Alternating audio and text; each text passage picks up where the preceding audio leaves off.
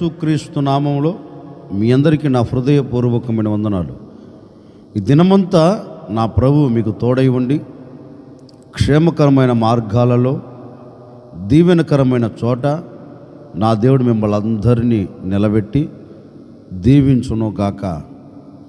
పరిశుద్ధ గ్రంథంలో నుండి 32వ కీర్తన 11వ చరణాన్ని నేను చదువుతూ ఉన్నాను.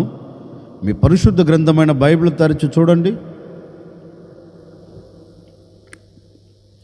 నీతిమంతులారా యెహోవాను బట్టి సంతోషించుడి, ఉల్లసించుడి. యథార్థ హృదయులారా మీరందరూ ఆనందగానము చేయుడి. భక్తుడైన కీర్తనాకారుడు తన కీర్తనలో ఒక శ్రేష్టమైన మాట రాస్తున్నారండి. ఏమంటున్నారు అంటే, నీతిమంతులారా యెహోవాను బట్టి సంతోషించి ఉల్లసించుడి అని తన గ్రంథంలో ఒక శ్రేష్టమైన మాట రాస్తున్నారు. ఈ రోజున మనిషి జీవితంలో కరువైపోయినది, మనిషికి అందనంత స్థితిలో నిలిచిపోయినది ఏంటి అంటే సంతోషము లేక ఉల్లాసము. సంతోషము లేక ఉల్లాసము లేక చాలా కుటుంబాలు నలపబడుతూ ఉన్నాయి, కన్నీరు చూచుచున్నాయి. కన్నీళ్ళ మధ్యలో కాపురం చేస్తున్నారు, కన్నీళ్ళే అన్నపానముగా భుజిస్తున్నారు. ఒకరి మధ్య ఒకరికి సంతోషం కరువైపోయిందండి. కట్టుకున్న భర్త భార్యతో సంతోషకరంగా బ్రతకలేకపోతున్నారు, భార్య భర్తతో సంతోషకరంగా బ్రతకలేకపోతుంది. కడుపున పుట్టిన కన్నబిడ్డలు కన్న తల్లిదండ్రులతో సంతోషకరంగా ఉల్లాసంగా ఉండలేకపోతున్నారు. చాలా కుటుంబాలు చెప్పే మాట ఏంటంటే, అయ్యా ఇది ఇల్లుగా లేదయ్యా, నరకముగా ఉందయ్యా అని చెప్పేవారు కొందరు, చెప్పని వారు మరికొందరు. ఎందుకు కారణం ఏంటి అంటే ఆ కుటుంబంలో ఒక ఆనందకరమైన బ్రతుకు లేదండి. ఆ కుటుంబంలో ఒక సంతోషకరమైన అనుభవాలు లేవు. చాలా కుటుంబాలు గమనించండి, తినేదానికి తిండి ఉంటుంది, కట్టుకునేదానికి బట్టలు ఉంటాయి, కానీ బ్రతుకులో లేనిది ఏంటి అంటే సంతోషం. బ్రతుకులో ఏంటి లేదు అంటే ఆనందం. బ్రతుకులో కరువైపోయింది ఏంటి అంటే సమాధానం. అన్నీ ఉన్నాయి బాబు, కానీ ఇంట్లో సంతోషం సమాధానం లేదయ్యా. అన్నీ ఉన్నాయి, ఏనికి తక్కువ ఏమి లేదు బాబు. ఇంట్లో ఉన్న ఇళ్ళపాదంతా ఉద్యోగాలే చేస్తున్నారు. ఇంట్లో ఉన్నవారికి ఏది తక్కువ లేదయ్యా, అందరూ ఒక ఉన్నతమైన స్థితిలోనే ఉన్నారు, కానీ ఇంట్లో సంతోషం లేదు, ఇంట్లో నెమ్మది లేదు అనే మాట ఈ రోజున ప్రతి మానవుణ్ణి, ఈ రోజున ప్రతి వ్యక్తిని, ప్రతి కుటుంబాన్ని పలకరిస్తుందండి. కారణం ఏంటి అంటే సంతోషం లేకపోతే ఏముంటుంది ఆ ఇంట్లో? కన్నీళ్ళే కదా. ఆనందం లేకపోతే ఆ ఇంట్లో ఏముంటుంది? కన్నీరే కదా. ఉల్లాసం లేకపోతే ఆ ఇంట్లో ఏముంటుంది? అసమాధానమే కదా. అంటే ఈ అనుభవాలలో ఒకవేళ ఈనాటి వరకు నీ కుటుంబం నిలిచిపోయిందేమో నాకు తెలియదండి. ఈ అనుభవాలలో నీ కుటుంబం నడిపించబడుతూ వేదనకు గురై ఒకవేళ అల్లల్లాడుతుందేమో నాకు తెలియదు. వీటన్నిటికీ ప్రబలమైన కారణం ఏంటి అని పరిశుద్ధ గ్రంథాన్ని మనం చదివితే, ఏది ఉల్లాసం లేకపోయేదానికి, ఆనందం లేకపోయేదానికి, సంతోషం లేకుండా కుటుంబాలు కలవరాల మధ్యలో నిలబడడానికి ప్రబలమైన కారణం ఏంటంటే లేఖనం అంటుంది, మీరు యెహోవాను నమ్ముకోలేదు. అందుకే దాని పై వాక్యంలో కూడా రాయబడిన మాట ఏంటంటే, యెహోవా యందు నమ్మకం ఇంచు వానిని కృప ఆవరించును. ఎందుకు ఈ రోజున కుటుంబాలలో సంతోషం కరువైపోయింది అంటే నీవు యెహోవా మీద నమ్మకం ఉంచట్లేదు. అంటే నా దేవుడు నాకు సంతోషాన్ని దయచేస్తాడు, నా దేవుడు నాకు ఆనందాన్ని కలగచేస్తాడు, నా దేవుడు ఈ కష్ట దినాలను తీసివేస్తాడు, నేను నా కుటుంబం, నేను నాకు కలిగిన సమస్తం సంతోషకరంగా ఉండగలుగుతాము అనే ఒక నమ్మకం దేవుని మీద నీకు లేకపోయినందున నీ బ్రతుకుల్లో సంతోషం కరువైపోయిందండి. ఈ ఉదయకాల సమయంలో సేవకుడిగా నేను మీతో చెప్పాలనుకున్న మాట ఏంటంటే, ఈ సంతోషం కానివ్వండి, ఈ ఉల్లాసం కానివ్వండి నీ కుటుంబంలో నిలిచి ఉండాలి అంటే, నీ బ్రతుకుల్లో నిలిచి ఉండాలి అంటే నీవు చేయవలసినది ఒకటే, నీవు యెహోవా మీద నమ్మకం ఉంచిన ఎడలా, నీవు ఆయనను నమ్మిన ఎడలా, అంటే కన్నీళ్లతో ఉన్న నీవు, కష్టములో ఉన్న నీవు, ఆనందము లేని నీవు, సంతోషము లేని నీవు, ఉల్లాసము లేని నీవు దేవుని మీద నమ్మిక ఉంచు.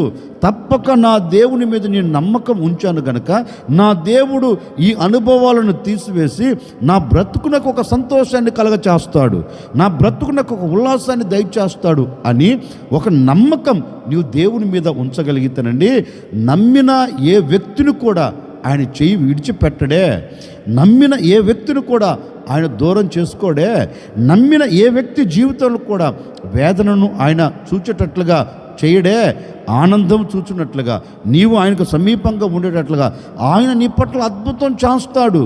అందుకే ఈరోజు ఆయనను నమ్ము. నువ్వు ఎవరివైనా కావచ్చండి.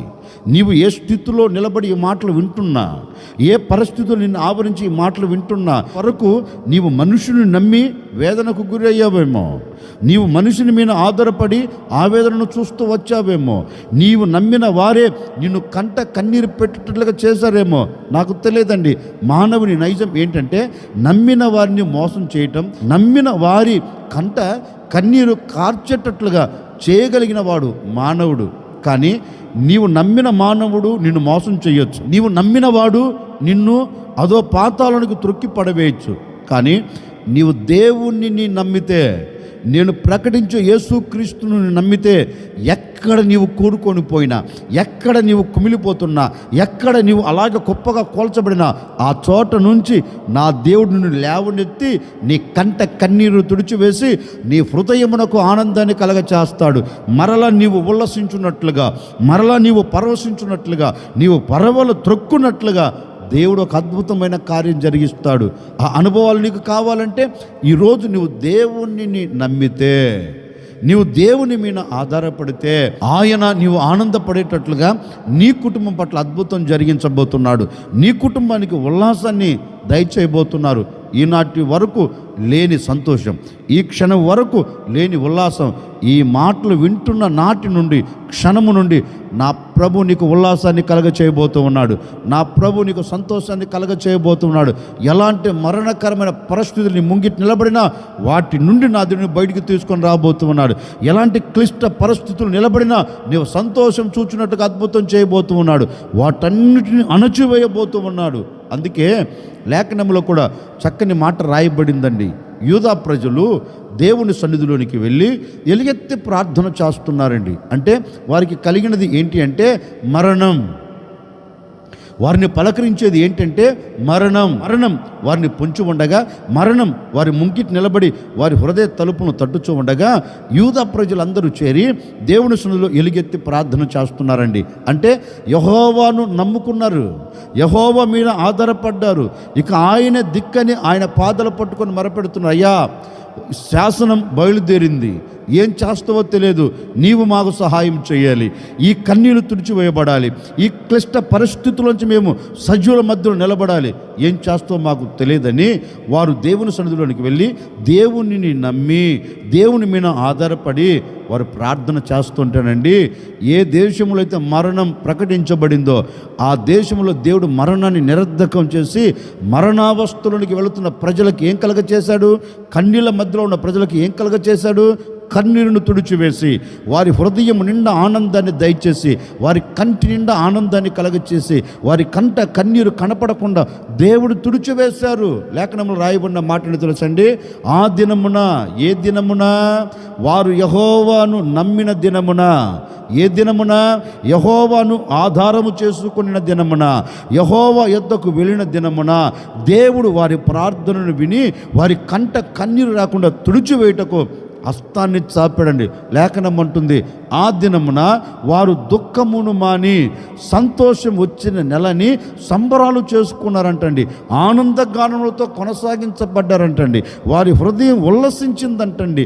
కారణం ఏంటి అంటే ఏ మానవుని మీద వీరు ఆధారపడలా, ఏ అధికారుల మీద వీరు ఆధారపడలా, ఏ వ్యక్తి దగ్గరికి వెళ్ళి మాకు సహాయం చేయమని కోరుకోలేదండి.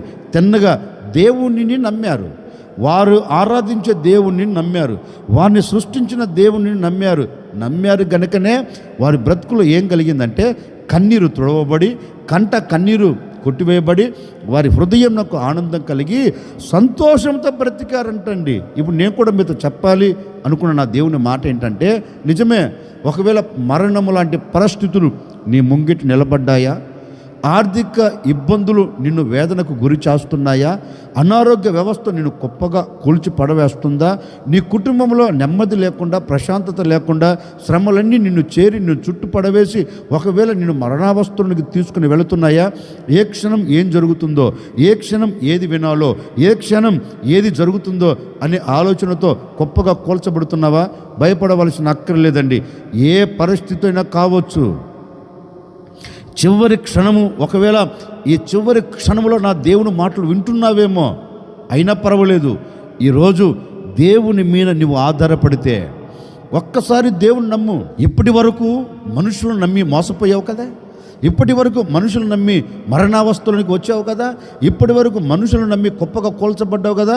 ఈ ఉదయకాల సమయంలో మనుషులను నమ్మిన నీవు మనుషులను విడిచిపెట్టి ఇప్పుడు నిన్ను సృష్టించిన సృష్టికర్త అయిన యేసుక్రీస్తు మీద నీవు ఆధారపడితే, ఆయనను నమ్ముకుంటే, ఆయన పాదాలు పట్టుకుంటే, ఎలాంటి మరణకరమైన పరిస్థితులు నీవు ఉన్నా, ఎలాంటి అవమాన పరిస్థితులు గొప్పగా కోల్చబడినా, ఎలాంటి ఆర్థిక ఇబ్బందుల మధ్యలో నలపబడుతున్నా, ఎలాంటి అనారోగ్య సమస్యలు నువ్వు గొప్పగా కోల్చబడుతున్నా, ఆ చోట నుండి ఈరోజు నేను లేవనెత్తున్నట్లుగా, నీవు లేపి సమాజంలో నిలబడినట్లుగా నా దేవుని మీద నీవు ఆధారపడితే తప్పక నేను లేవనెత్తబోతూ ఉన్నాడు.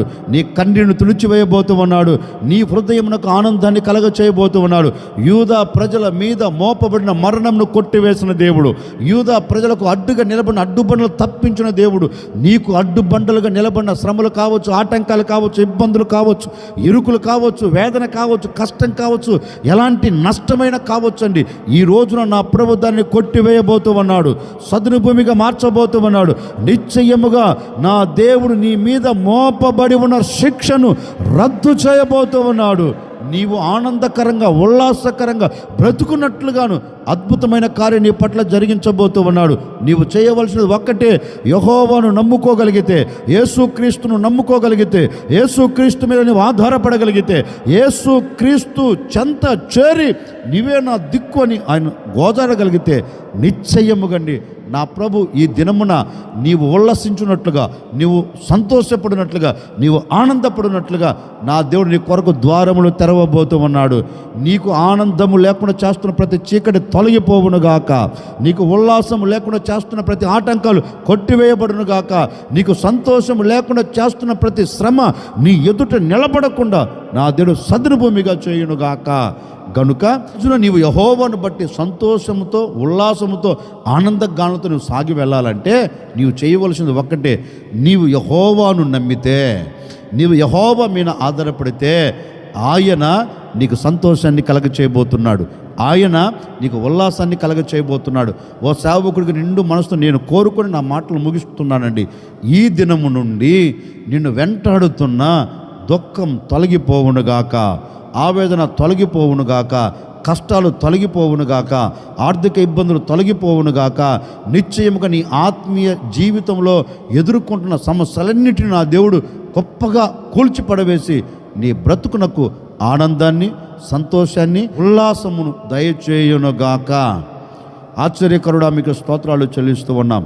మీరంతైనా సర్వశక్తి కలిగిన దేవుడు నాయన, నిన్ను బట్టి మేము సంతోషించి ఉల్లసించాలి అంటే, నిన్ను నమ్ముకుంటే, నీ మీద ఆధారపడితే మేము సంతోషకరంగా, ఉల్లాసకరంగా బ్రతుకుతామని మీ లేఖనాలు సెలవిచ్చినట్లుగా ఎన్ని కుటుంబాలు సంతోషం చూడలేక, ఎన్ని కుటుంబాలు ఉల్లాసంగా బ్రతకలేక ఒకవేళ కన్నీరు కారుస్తున్నాయో, వేదన చెందుతున్నాయో, ఈరోజు ప్రజలు నీ మీద ఆధారపడుతున్నారు, నిన్నే నమ్ముకుంటున్నారు నాయన. తప్పక వారి కన్నీళ్ళ మధ్యలో నుండి వారిని బయటికి తీసుకుని రాబోతున్నందుకై మీకు స్తోత్రం. వేదన తొలగిపోవాలి, బాధ తొలగిపోవాలి, ఆనందంతో, సంతోషంతో వారు ఉల్లసించున్నట్లుగా కార్యాన్ని జరిగించండి. ఈ దినమంతా నాయన వారి బ్రతుకులకు ఉల్లాసం కలుగునట్లుగా, ఈ దినము మొదలుకొని బ్రతుకు దినములన్నిట సంతోషం, ఉల్లాసాన్ని చూచినట్లుగా ఒక నవనూతనమైన కార్యమును జరిగించి మహిమ తెచ్చుకోమని యేసు నామములు అడిగి వేడుకొనుచున్నాము తండ్రి, ఆమెన్. ఈ దినము నుండి నా ప్రభు మీకు తోడై ఉండి మీ కన్నీళ్లను, మీ వేదనను, మీ కష్టమును తీసివేసి నా దేవుడు మీ కుటుంబాల్లో సంతోషమును, ఉల్లాసమును, ఆనందాన్ని నిలబెట్టి మీ బ్రతుకు దినములన్నిట ఎక్కడ కన్నీరు కష్టము లేకుండా నా దేవుడు ఉల్లాసముతో నింపునుగాక.